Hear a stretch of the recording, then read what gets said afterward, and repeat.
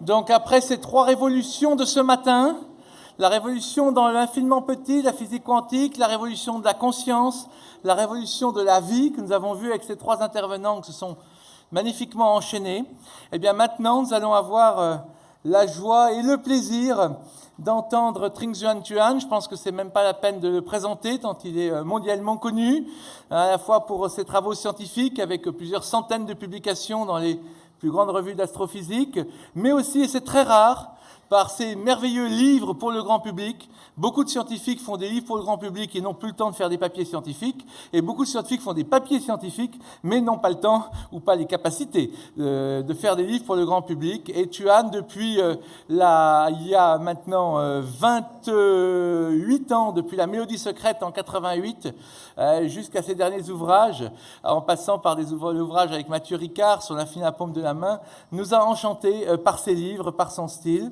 Et donc c'est pour ça que c'est un très très grand plaisir de l'accueillir ici, mais c'est aussi un très très grand ami puisqu'il est vice-président de l'UIP, dont Jean-François Ambert est le président et moi le secrétaire général. Donc nous sommes ensemble cette aventure depuis donc 20 ans et c'est pour ça que c'était vraiment un grand plaisir de l'accueillir maintenant. Tuan.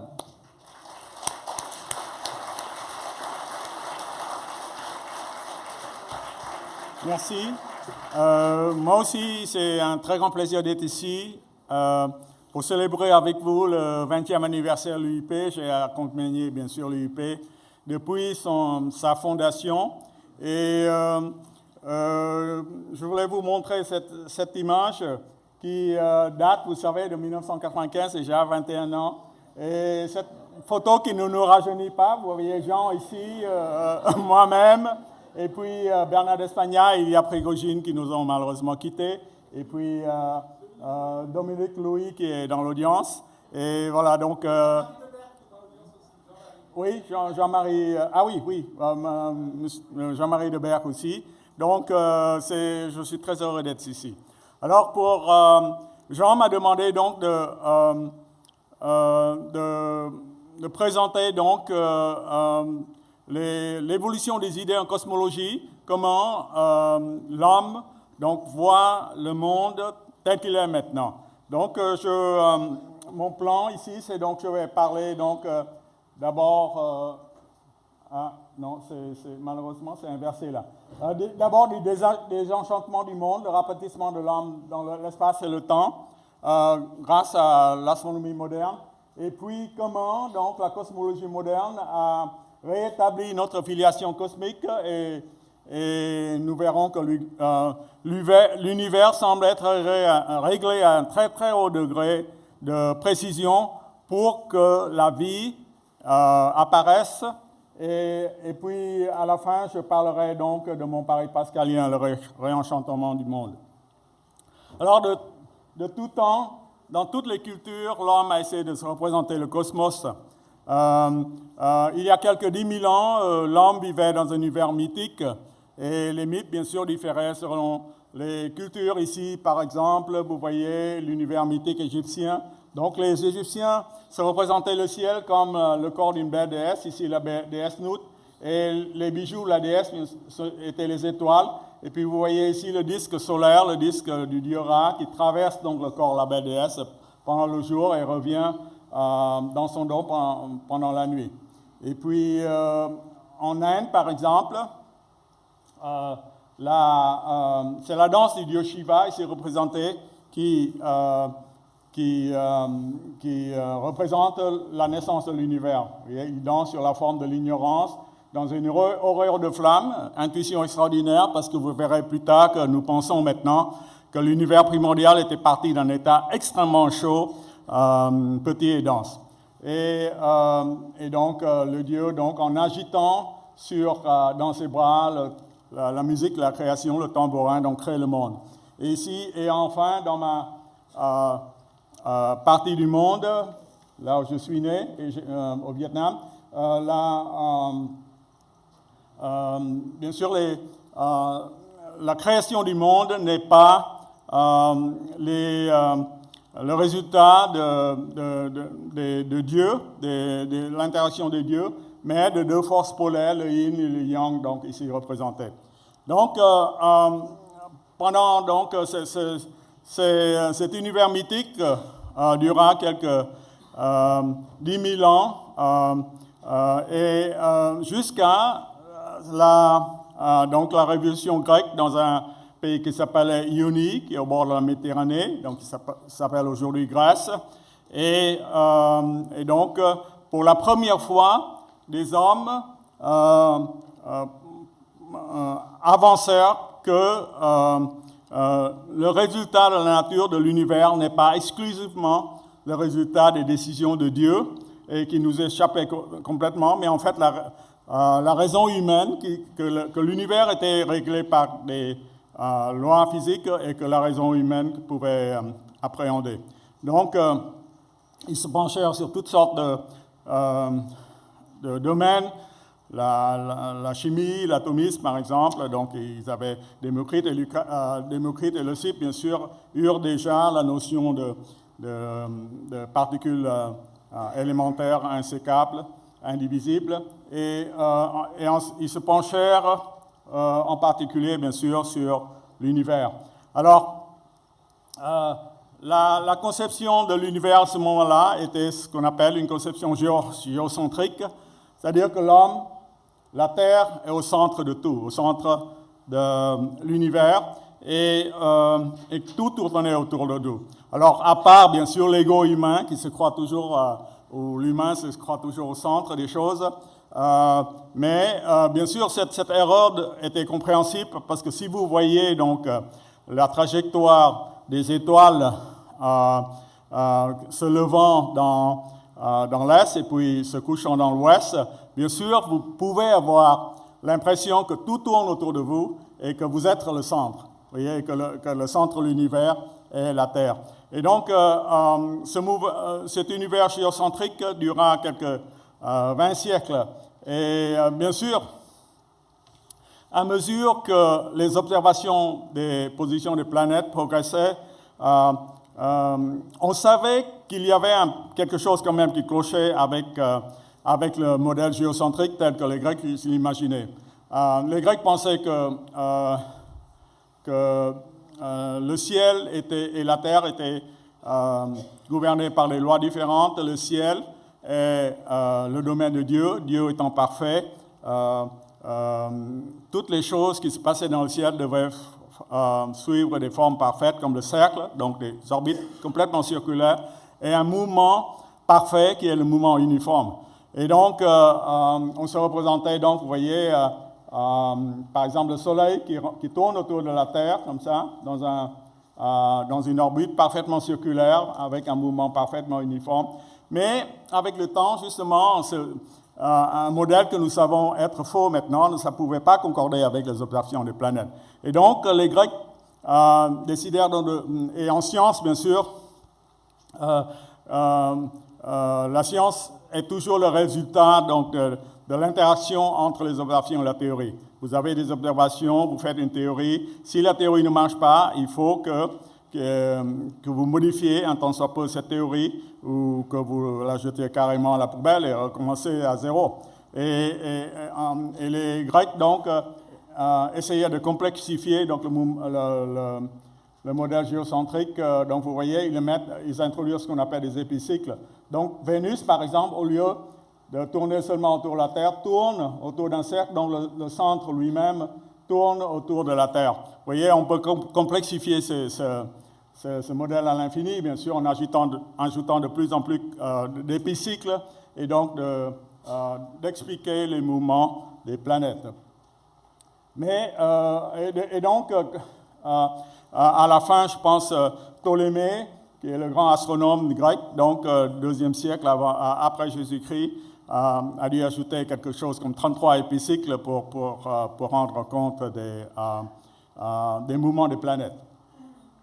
Donc, comme je vous dis, donc, à cause ce modèle est soutenu par Aristote, et le prestige d'Aristote était tel qu'il dura quelques 20 siècles. Donc, par exemple, je vous montre ici une gravure du Moyen-Âge. Vous voyez la Terre toujours au centre, bien sûr, et le Soleil tournant autour et les planètes tournant autour aussi de la Terre. Et les anciens se demandaient bien sûr qu'est-ce qui retenait donc les planètes dans leurs orbites, pourquoi elles ne tombaient pas vers la Terre ou vers le Soleil.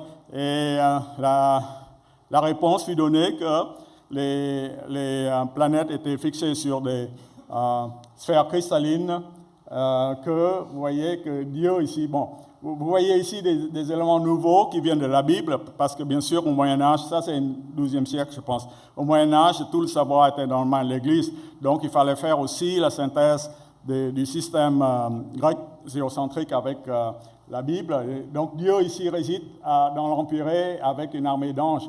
Et les anges, la fonction, donc Dieu surveillait la fonction des anges qui étaient des vrais mécaniciens du ciel qui poussaient donc ces sphères célestes pour expliquer donc le mouvement des planètes à travers le ciel. Vous voyez donc, ça nous semble risible, mais vraiment au Moyen-Âge, c'est ce que les gens pensaient être le mouvement des planètes. Alors, 1543, la révolution de Copernic, qui était d'ailleurs un chanoine, vous voyez, tout le savoir était dans les mains de l'Église, et qui dit, pour expliquer, peut-être que nous nous trompons, et peut-être en fait, peut-être la Terre n'est pas au centre du monde, mais le Soleil. Donc, il propose ce qu'on appelle un univers héliocentrique, où les planètes maintenant tournent autour du Soleil qui est au centre maintenant. Et alors, on ne badinait pas, bien sûr, avec l'Église à ce moment-là. Vous savez, si vous faites ce genre de choses, vous êtes vous êtes un hérétique et sujet au bûcher, à l'Inquisition et au bûcher.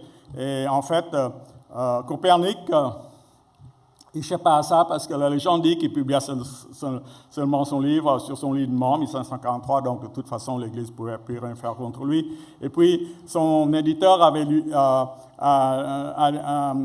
obligé de mettre une préface disant que vraiment il pensait que le système héliocentrique est un système purement mathématique, qu'on peut calculer les positions des planètes beaucoup mieux avec ce système, mais qu'en son cœur, vraiment, il pense vraiment que la Terre est au centre du monde. Vous voyez, on coupe la poire en deux, mais bon, bien sûr, en science, ça ne fonctionne pas. C'est soit l'un, soit l'autre, mais on ne peut pas adopter les deux en même temps. Donc, depuis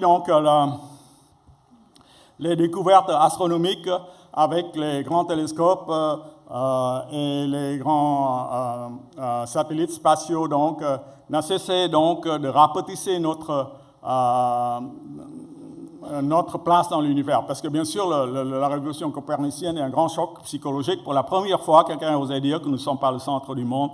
Et la Terre est reléguée au rang d'une simple planète tournant autour du Soleil comme toutes les autres planètes. Donc nous jouons plus le rôle principal en quelque sorte, vous voyez. Et puis donc les nouvelles à la Renaissance, donc maintenant, les nouvelles découvertes des gens comme Tycho Brahe, ici voyant en regardant avec l'œil parce que le télescope n'était pas encore inventé, regardant les positions de planètes, et c'est grâce à ces observations de Tycho Brahe, il avait suivi les mouvements de Mars ou Vénus pendant des vingtaines d'années, donc plusieurs orbites, pour vraiment, donc c'était un trésor d'observation que Kepler a pu exploiter pour vraiment découvrir les lois planétaires. Les bastions aristotéliciens tombèrent les unes après les autres, les mouvements n'étaient plus circulaires, le mouvement n'était plus uniforme. En fait, les planètes tournent sur des orbites elliptiques, ils accélèrent quand ils approchent du Soleil et décélèrent quand ils s'en éloignent. Et Galilée aussi fut aussi clama haut et fort, bien sûr, son support pour le système copernicien. Il fut le premier à pointer un télescope vers le ciel en 1609. Il découvre que Vénus a des faces, chose qu'on peut expliquer seulement si Vénus tourne autour du Soleil et non autour de la Terre. Et il découvre aussi les satellites de Jupiter. Vous voyez, maintenant, des lunes tournent autour de Jupiter, mais pas autour de la Terre. Donc, les évidences scientifiques s'accumulèrent pour dire que le système copernicien avait de la vérité Et donc, vous savez ce qui arriva à Galilée. Il fut mis en résidence surveillée, etc. Par l'Inquisition, tous ses œuvres furent bannies et sa face s'évèle. Et pourtant, elle tourne. Vous voyez, bien sûr, il savait que ses observations étaient correctes, que c'était la Terre qui tournait autour du Soleil et non le contraire.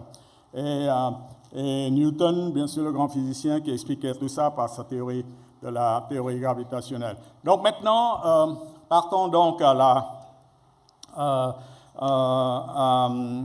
l'exploration de l'univers avec nos instruments actuels. Alors, ici, bon, je parle bien sûr de la Terre et du Soleil, et puis donc, vous voyez les planètes, vous avez reconnu, je pense, Mercure, à 450 degrés centigrades, donc pas très un lieu propice pour la vie. Hein. Je fais un peu d'écologie maintenant, parce que ce n'est pas par hasard, nous sommes sur Terre, troisième planète autour de parce qu'elle n'est ni trop chaude ni trop froide. Et Vénus, que vous voyez ici, vous voyez, c'est une surface recouverte de lave aussi, 450 degrés centigrades, et c'est encore plus que Mercure qui est plus proche du Soleil. Alors pourquoi? Bien sûr, l'effet de serre. 96% de l'atmosphère vénusienne est faite de CO2. Donc pour ceux qui doutent encore que le CO2 est un gaz à effet de serre, la nature a fait l'expérience juste à côté de nous, hein, parce que nous sommes une unité astronomique. Vénus est à 0,75 unités astronomiques, donc on voit l'effet de serre. Mars, bien sûr, la planète rouge, où on pense où il y avait l'eau coulée à flot il y a quelques milliards d'années. Donc, un endroit où peut-être il y a des micro-organismes, ce sera bien de découvrir un jour des micro-organismes et savoir enfin qu'on n'est pas seul dans l'univers, que la forme de vie qui a jailli sur Terre il y a 3,8 milliards d'années n'est pas la seule. Voilà, donc, et puis nous allons en dehors du système, vers le bord du système solaire maintenant, avec toutes les planètes gazeuses. Vous voyez ici, justement, les 4 satellites galiléens qu'on appelle maintenant, que Galilée avait découvert avec son télescope en 1609.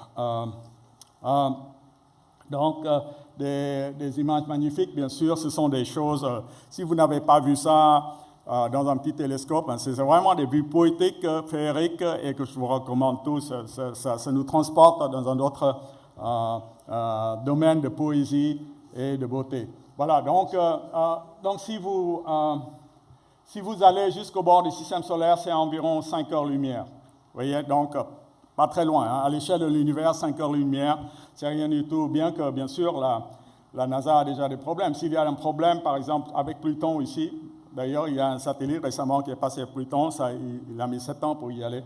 Et là, les gens sur Terre ne recevront le signal que 5 heures après, donc s'ils envoient quelque chose pour corriger la trajectoire, c'est 10 heures. Vous voyez? Donc ça devient déjà compliqué pour communiquer. Et vous voyez maintenant en fait, quand nous sortons du système solaire, bon, nous rencontrons les étoiles. Hein, nous savons tous qu'il y a des étoiles. Des étoiles comme le Soleil. Il suffit de lever les yeux vers le ciel par une nuit ensoleillée. Malheureusement, pas plus dans les villes parce qu'à cause de la pollution lumineuse. Mais si vous avez la chance d'aller dans un observatoire comme moi, c'est vraiment une voûte céleste féerique avec seulement 3000 étoiles qui parsèment le dôme céleste, mais on se sent transporté dans le cosmos. Et donc, les astronomes donc, ont étudié la distribution de ces étoiles et on sait maintenant que notre Voie lactée, vous savez, cette belle arche qui traverse le ciel en août, parce que elle a la forme d'une arche, parce qu'en fait, presque toutes les étoiles sont les étoiles brillantes, en tout cas, sont dans une forme de disque. Vous voyez, c'est comme le blanc d'un œuf, par exemple, avec le rouge au centre, qui s'appelle le bulbe, un ensemble d'un milliard d'étoiles. Et bien sûr, puisque la Terre n'est pas au centre du système solaire, bien sûr, le Soleil devait être au centre de la Voie lactée, n'est-ce pas? Bon, patatras, les astronomes démontrent que notre étoile, le Soleil, n'est qu'une simple étoile de banlieue. Donc, dans un disque, donc ce disque, c'est un disque de diamètre 100 000 années-lumière. Vous voyez, donc le rayon. Le rayon 50 000 années-lumière. Nous sommes ici, quelque part, 26 000 années-lumière du centre galactique, et nous faisons un voyage à une vitesse de 230 km par seconde à travers l'espace interstellaire. Donc, tic, et puis nous avons déjà traversé 230 km à travers l'espace interstellaire. Bon, alors, donc vous voyez, les problèmes de communication deviennent de plus en plus grands. Si vous avez une civilisation ici, une autre civilisation ici, vous envoyez un signal, ça fait 100 000 ans, l'autre répond tout de suite, ça revient 100 000 ans après. Donc les dialogues, c'est 200 000 ans. Vous voyez, les dialogues intersidéraux deviennent de plus en plus difficiles à cause de l'échelle. Donc maintenant, l'ego humain ne s'avoue pas vaincu, bien sûr, à la fin du 19e siècle. Le débat rageait, est-ce que tout l'univers se trouvait dans la Voie lactée ou il y a encore d'autres systèmes au-delà de la Voie lactée? Alors, bien sûr, les gens qui aiment être au centre du monde disent, bien sûr, l'univers devrait se réduire à la Voie lactée.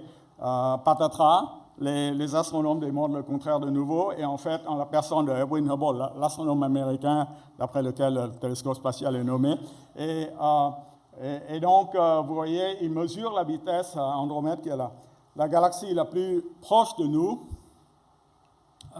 semblable à la Voie lactée, et ça, ce sont des galaxies naines, et puis ces étoiles, bien sûr, sont des galaxies de notre Voie lactée. Donc, parce qu'il faut regarder à travers notre Voie lactée pour regarder vers l'extérieur de notre galaxie. Et il mesure une distance de 2 300 000 années, donc années-lumière. C'est-à-dire donc beaucoup plus grand que 100 000 années-lumière, qui est le diamètre de la Voie lactée. Vous voyez? Donc, il démontre qu'il y a des systèmes, des univers-îles, comme le philosophe Emmanuel Kant les appelait, bien au-delà de notre Voie lactée. Et donc, tout d'un coup, maintenant, le monde extragalactique s'ouvre tout grand. Et maintenant, l'univers va se peupler maintenant de quelques centaines de milliards de galaxies, chacune contenant des centaines de milliards de soleils. Donc, vous voyez, donc c'est maintenant, où que je pointe mon télescope, il y a des galaxies. Des formes de toute beauté qu'on voyait ici, des formes spirales, avec le bulbe ici, ces points lumineux sont des formations d'étoiles jeunes. Et il n'y a pas que des galaxies spirales dans l'univers, des galaxies elliptiques aussi dont la forme est elliptique, vous voyez. Et ici, il y a des galaxies naines. Ça, j'aime particulièrement parce que c'est moi qui l'ai photographié et découverte avec le télescope Hubble. Donc, mon domaine, c'est la formation des galaxies. Et je pense que ces galaxies naines, en s'assemblant par la gravité, sont les briques des galaxies que vous avez vues tout à l'heure. Donc, c'est une galaxie très jeune, il n'y a pas beaucoup de métaux, parce que je vais vous expliquer pourquoi. Parce que les métaux sont fabriqués dans les étoiles. S'il n'y a pas beaucoup d'étoiles, formation d'étoiles, il n'y a pas de... donc, la formation d'étoiles est très récente dans ces galaxies, je l'appelle des galaxies bébés. Voilà, donc maintenant, je vous dis, il y a des centaines de milliards de galaxies comme ça éparpillées dans le cosmos. Et où que vous pointez vos télescopes, il y a des galaxies. Bon, il y a quand même des points obscurs, sinon la nuit ne sera pas noire. Mais elles occupent beaucoup de points dans l'espace. Et donc, la gravité va assembler ces galaxies dans des amas de galaxies, ici représentés par exemple des centaines de milliers de galaxies. Donc vous voyez, chacune de ces galaxies contient des centaines de milliards de soleils. Donc voilà, donc c'est vraiment des objets de toute beauté. Ici, c'est justement un coin d'espace qui est très petit, hein. C'est équivalent à l'angle que soutiendrait un euro placé à 100 mètres. Donc c'est un très petit angle, mais déjà, vous voyez, Hubble, quand il regarde, quand le télescope spatial regarde, il voit déjà dans ce cliché 10 000 galaxies. Il y a tout ça, ce sont des galaxies. Donc, même les plus petits points sont des galaxies, donc de centaines de milliards de soleils, vous voyez. Mais ils sont très, très, très, très loin, donc très petits. Et en astronomie aussi, regarder loin Regarder faible, c'est regarder loin, et regarder loin, c'est regarder en arrière dans le temps, parce que la lumière met du temps pour parvenir. La lumière se déplace à 300 000 km par seconde, qui est la plus grande vitesse possible dans l'univers. Mais à l'échelle du cosmos, c'est une échelle de tortue. Donc, on voit toujours les choses avec un retard. Bien sûr, je vous vois avec une fraction de seconde seulement de retard, donc le délai n'est pas très grand.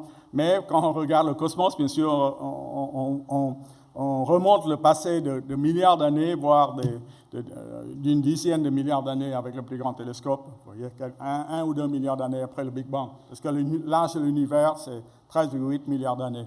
Donc, voilà, donc vous voyez des tranches d'espace et de temps. Le temps et l'espace sont toujours reliés en cosmologie. Vous voyez, ça, ce sont des galaxies grandes, vous voyez. Donc, elles sont plus proches, donc vous le voyez dans leur adolescence, dans leur maturité, tandis que les galaxies, des points comme ça, sont très, très, très loin, très faibles.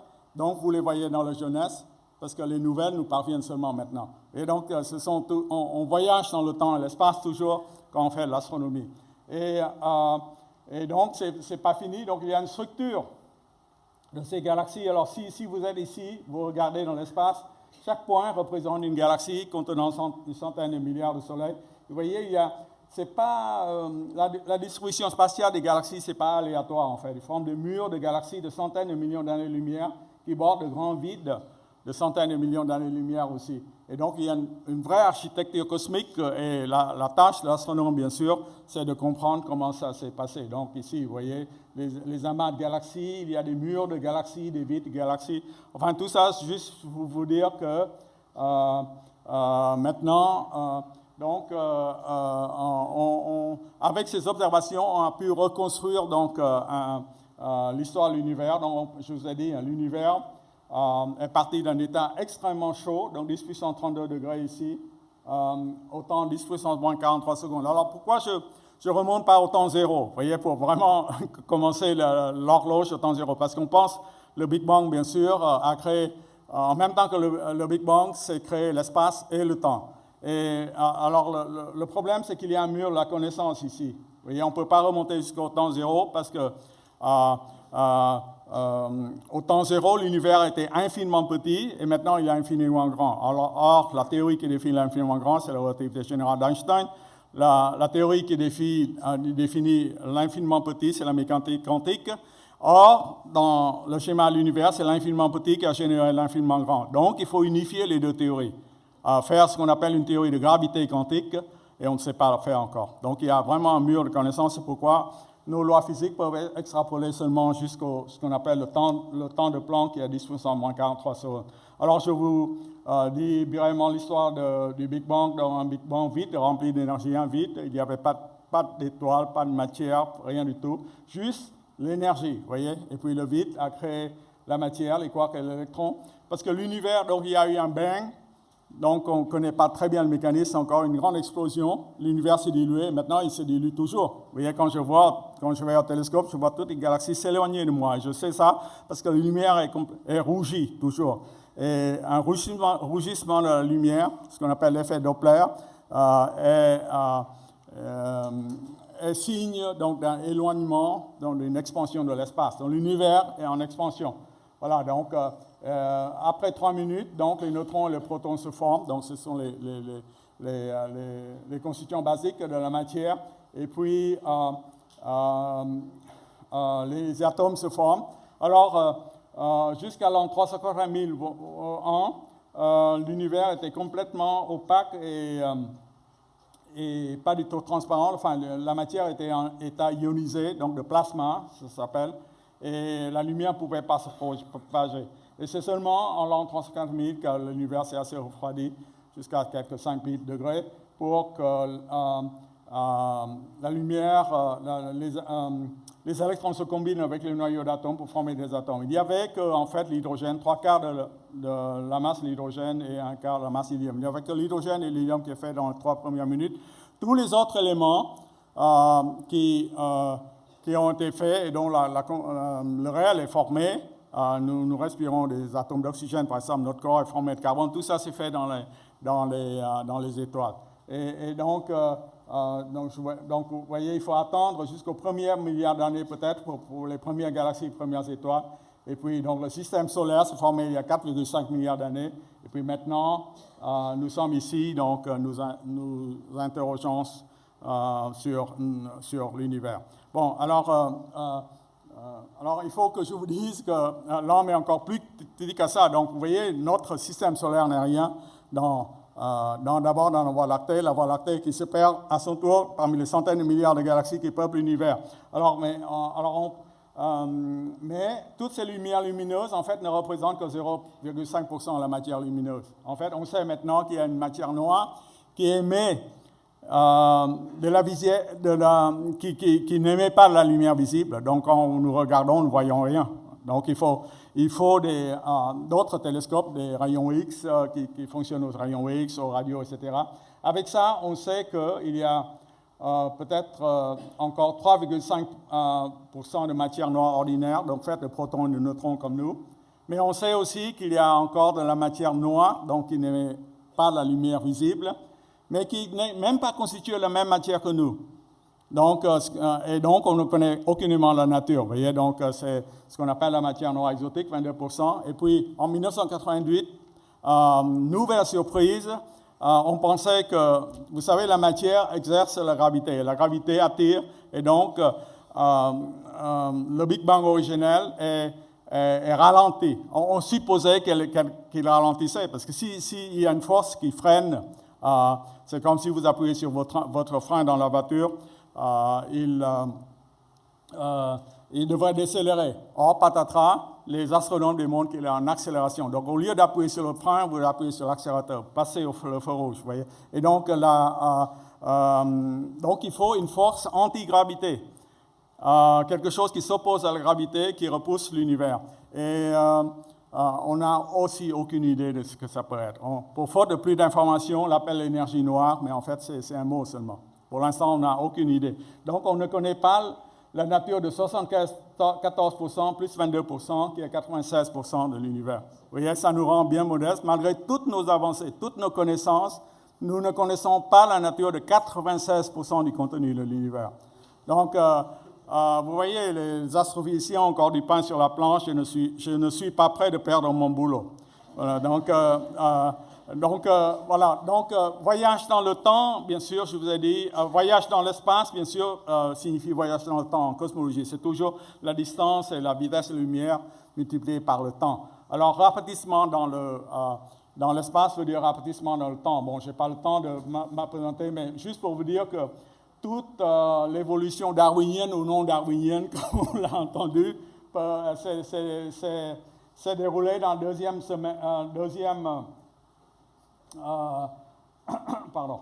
deuxième moitié du dernier mois de l'année. Vous voyez, par exemple, ici, les premiers poissons vertébrés. Si vous ramenez le Big Bang de 13,8 milliards d'années à une année, et que le Big Bang se produit donc le 1er janvier, et nous sommes ici à minuit, le 31 décembre, vous voyez, toute l'évolution donc darwinienne et non darwinienne, donc 19 ou peut-être 27 décembre, les dinosaures vivaient il y a 250 millions d'années, le 28 décembre, les primates le 29 décembre, et puis bon, l'homme n'est apparu donc il y a quelques millions d'années, donc Lucie, qui est notre ancêtre à tout, donc c'est 1h30 avant la fin de l'année seulement, l'homme apparaît. Et vous voyez, la civilisation vraiment, donc l'homme conscient, l'ASCO, c'est quoi? C'est 20 000 ans en arrière, donc c'est 1 minute avant la fin de l'année. La civilisation égyptienne avec quoi j'ai commencé, c'est 10 secondes, et puis les sages qui nous ont éclairés, donc Bouddha, 5 secondes avant l'année, le Christ, 4 secondes à la fin de l'année. Et puis maintenant, donc nous sommes à minuit, vous voyez, nous avons conquis l'espace, nous sommes en recherche de hippie, mais aussi, malheureusement, l'intelligence étant un cadeau, à double face, nous avons aussi acquis la capacité de détruire notre propre planète. Donc, vous voyez, l'homme s'est complètement rapetissé. Alors, ce n'est pas fini, parce que maintenant, récemment, moi je dirais dans les 10 à 15 dernières années, la cosmologie dit que peut-être notre univers n'est même pas l'univers unique. Il y a des multivers, d'autres univers. Alors il y a plusieurs scénarios. Bon, je vais passer vite. il y a l'univers inflationnaire. Bon, l'inflation, c'est une période d'expansion exponentielle au début de l'univers. Et donc, chaque point de l'espace, vous voyez, devient une bulle univers dans un méta-univers. Donc, il y a plein d'univers parallèles. Donc, nous vivons seulement dans un univers ici, et nous pouvons, bien sûr, pas regarder avec nos télescopes au-delà de notre bulle d'univers. Et puis, il y a ce qu'on appelle le multivers des brane, c'est-à-dire il y a des théories qui disent aussi que notre univers dans une brane, une membrane, raccourci pour membrane, et puis d'autres univers parallèles, donc des membranes parallèles. Alors, ils sont attirés par la gravité, et puis quand il y a une collision, ça produit un Big Bang. Et puis, quand ils se séparent de nouveau, et puis se réunissent de nouveau pour produire un autre Big Bang. Et donc, vous voyez, c'est une suite de Big Bang. Il n'y a pas de Big Crunch comme dans l'autre scénario cyclique, au Big Bang, Big Crunch, Big Crunch. Donc, tout ça, il y a beaucoup de théories sur tout ça. Et puis, même en mécanique quantique, il y a ce qu'on appelle un univers qui bifurque, c'est-à-dire des univers qui, chaque fois que vous prenez une décision, l'univers se divise en deux. Vous voyez? Par exemple, il y aura un univers où vous serez ici à m'écouter, et un autre univers parallèle où vous serez allé au cinéma, par exemple. Et donc, l'univers se divise chaque fois en deux. Donc, il y a aussi le concept de ces multivers qui nous rapetissent de plus en plus. Et donc, moi, je vois des problèmes avec le multivers étant un observateur de l'univers. Vous voyez, j'aime bien parler de ce que je peux observer, vérifier avec mes télescopes. Et en fait, c'est pas possible pour le multivers. Comme je vous dis, on est limité par l'horizon de notre propre univers. On ne pourra jamais observer des multivers. Et donc, c'est une hypothèse qui est non falsifiable à la Karl Popper. Et donc, ça va, à mon sens, à l'encontre de la méthode expérimentale de la science. Bon, et donc, dans les 15 minutes qui me restent, je passe maintenant à la partie philosophique des choses. Alors, donc, je vous ai montré les découvertes scientifiques, comment donc, notre place a changé, notre conception du monde et notre place dans cet univers a changé. Et bien sûr, le rapatissement de l'homme dans l'univers a mené à un profond désenchantement du monde. Déjà, Blaise Pascal parlait de l'infini, vous voyez. Au XVIIe siècle, il ne connaissait pas du tout l'existence des galaxies, des multivers, etc.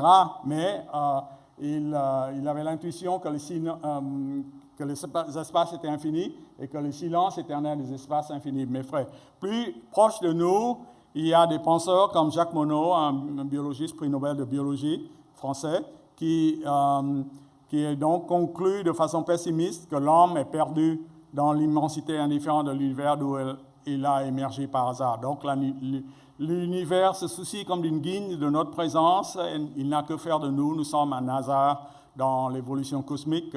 Donc une vue assez désespérante quand même. Et puis Steven Weinberg, plus on comprend l'univers, plus il est dépourvu de sens. Donc plus on avance dans la connaissance, plus il n'a aucun sens. Donc, bien sûr, vous l'avez deviné, je ne partage pas ce point de vue. Je pense au contraire que la cosmologie moderne a réenchanté le monde. Alors, j'ai deux arguments principaux, il y a d'autres arguments, mais c'est surtout que la cosmologie moderne a redécouvert l'alliance cosmique entre l'homme et l'univers. Je vous ai dit, l'homme est poussière d'étoiles. Je vous ai dit que le Big Bang, pendant les 3 premières minutes, ne fabriquait que l'hydrogène et l'hélium. Tous les autres éléments de la table périodique des éléments sont faits dans les étoiles. Et donc, sans les étoiles, nous ne serons pas ici pour en parler. Alors, nous partageons tous la même géologie cosmique. Donc, nous sommes donc les frères des bêtes sauvages et les cousins des coquelicots des champs. Et donc, les frères de notre Terre, parce que nous sommes tous faits de la même matière et des poussières d'étoiles, et nous partageons tous la même géologie cosmique. Et donc, ici, je veux juste vous montrer quelques pouponnières stellaires. C'est là où les étoiles, vous voyez, naissent. des nuages moléculaires dans la Voie lactée qui s'effondrent sous l'effet de la gravité pour générer des étoiles massives. Ces étoiles massives, donc, vont faire leur chimie nucléaire et fabriquer tous les éléments lourds. Et ça a été démontré à partir de la fin des années 60 par un professeur à Caltech, d'ailleurs, qui a reçu le prix Nobel pour ses travaux, William Fowler. Et donc, les étoiles vont émerger ces étoiles et puis vivre leur vie. Et puis, les étoiles massives explosent dans d'énormes supernovas très énergétiques et expulsent ces éléments lourds qu'ils ont fabriqués dans leur corps pour qu'une nouvelle génération d'étoiles naisse et poursuive la chimie nucléaire et ainsi de suite. Ainsi, par exemple, notre Soleil, qui est né seulement il y a 4,5 milliards d'années, vous voyez, comparé à 13,8 milliards d'années de l'univers, est peut-être une étoile de la troisième génération. Vous voyez, donc, il a beaucoup de métaux déjà fabriqués dans les générations précédentes d'étoiles.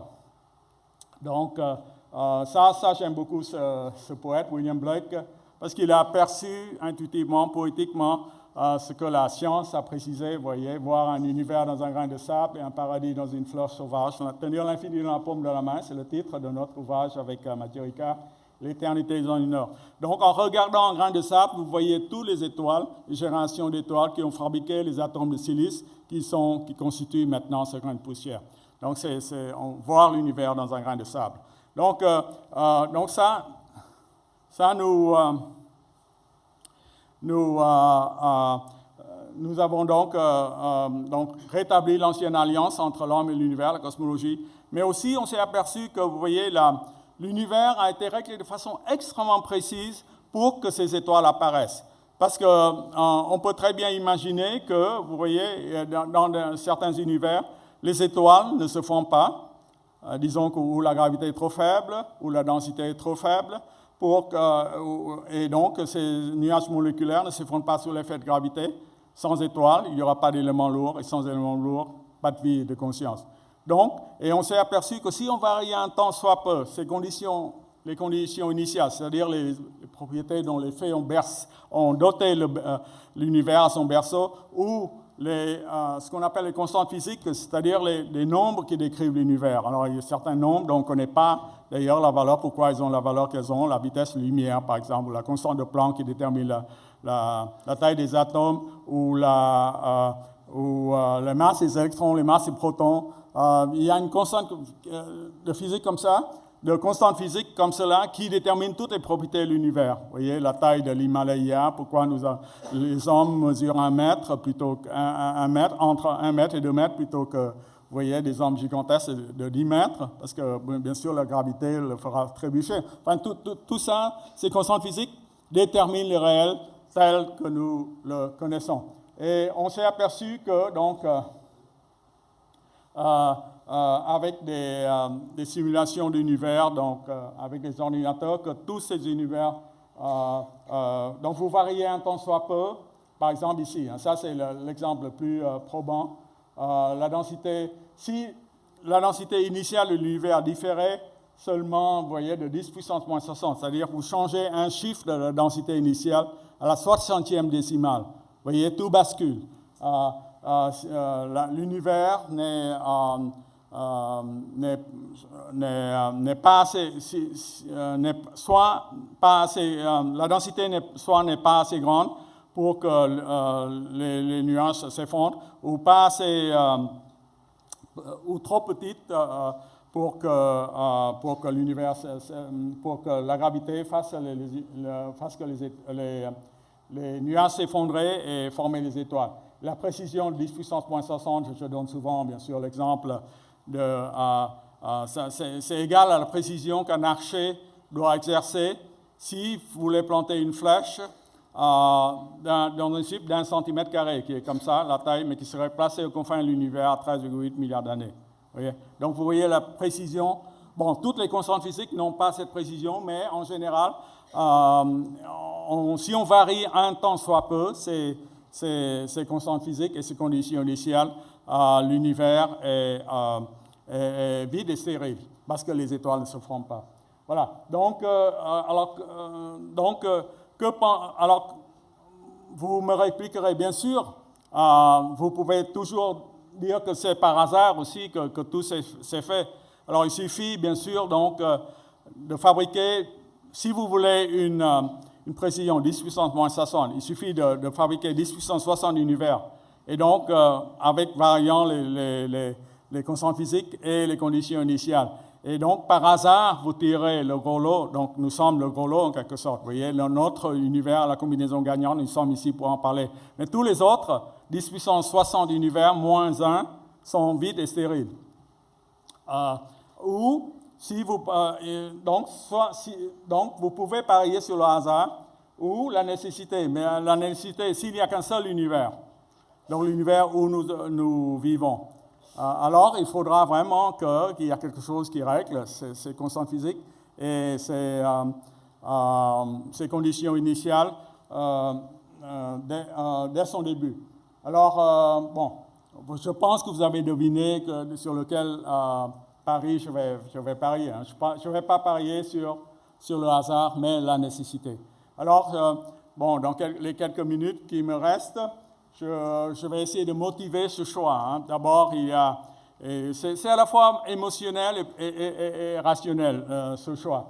D'abord, je vous ai dit, le multivers, bon, si vous préférez à hasard, bien sûr, vous avez l'hypothèse du multivers. C'est-à-dire, il y a donc 10 puissance 60 univers parallèles, et donc par hasard, donc, nous sommes dans l'univers qui a la combinaison gagnante.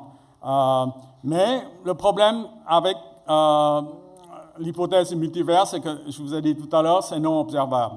Et donc, pour moi, c'est aussi un pari métaphysique. Vous voyez, les gens qui parient sur le multivers, c'est aussi un pari métaphysique que le mien qui parie sur la nécessité. Mais c'est possible, je vous ai dit, hein, si vous postulez un multivers, c'est possible de dire que tout est hasard. Nous sommes donc par hasard, par chance, dans le bon univers.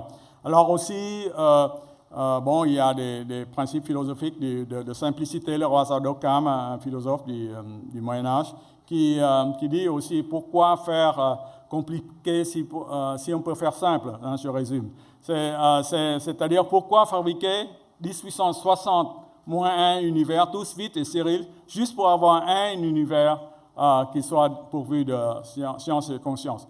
Et puis bon, alors il y a cette beauté de l'univers qui nous sauve parfois. Vous savez, l'univers n'avait pas besoin d'être beau, et pourtant il est beau. Hein. J'espère que je vous ai convaincu par les images astronomiques que je vous ai montrées. C'est vraiment d'une toute beauté. Alors, il n'y a pas seulement la beauté physique perçue par les yeux, hein, les arcs-en-ciel, les aurores boréales ou les galaxies, mais aussi la beauté abstraite que je vois dans l'univers.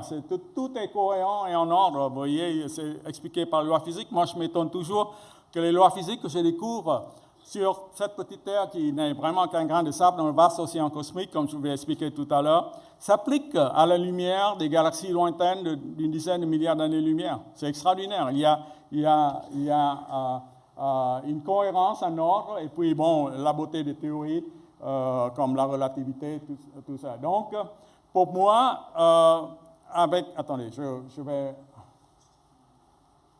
Donc, il y a l'harmonie, les lois ne varient pas, ni le temps ni l'espace. On peut regarder dans différentes directions.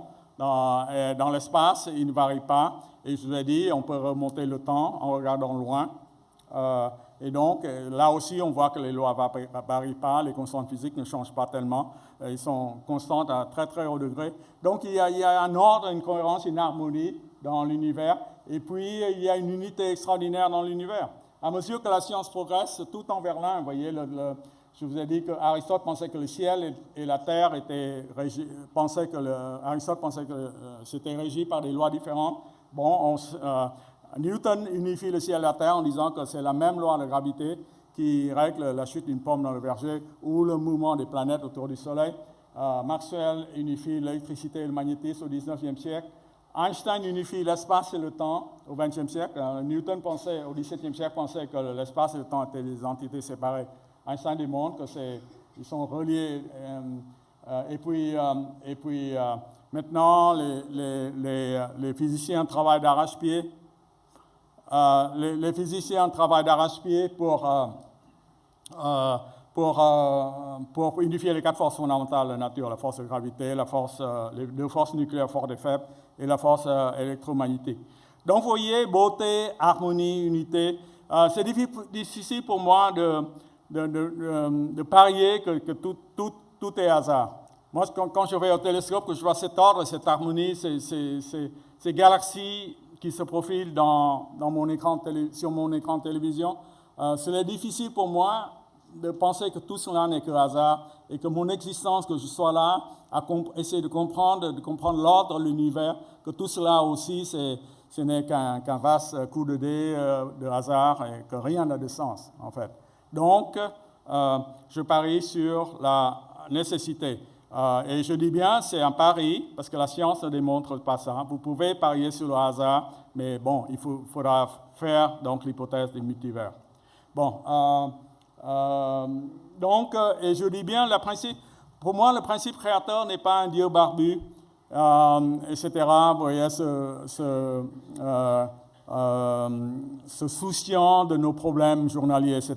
Pour moi, c'est vraiment un principe panthéiste qui se révèle dans les lois de la nature que j'observe avec mon télescope. Et donc, je suis en cela un disciple d'Einstein qui suit Spinoza, la pensée de Spinoza. Donc, je crois au Dieu de Spinoza qui se révèle dans l'harmonie de tout ce qui existe, non en un Dieu concerné par le destin et les hommes. Donc, pour terminer, je termine seulement avec une citation de mon idole. C'est celui qui m'a inspiré à devenir physicien, enfin, à adopter la voie de la science. Donc, la religion du futur sera une religion cosmique. Elle devra transcender l'idée d'un Dieu existant en personne et éviter le dogme et la théologie. Couvrant aussi bien le naturel que le spirituel, elle devra se baser sur un sens religieux né de l'expérience de toutes les choses, naturelles et spirituelles, donc la nature et l'esprit, considérés comme un ensemble sensé. Je vous remercie.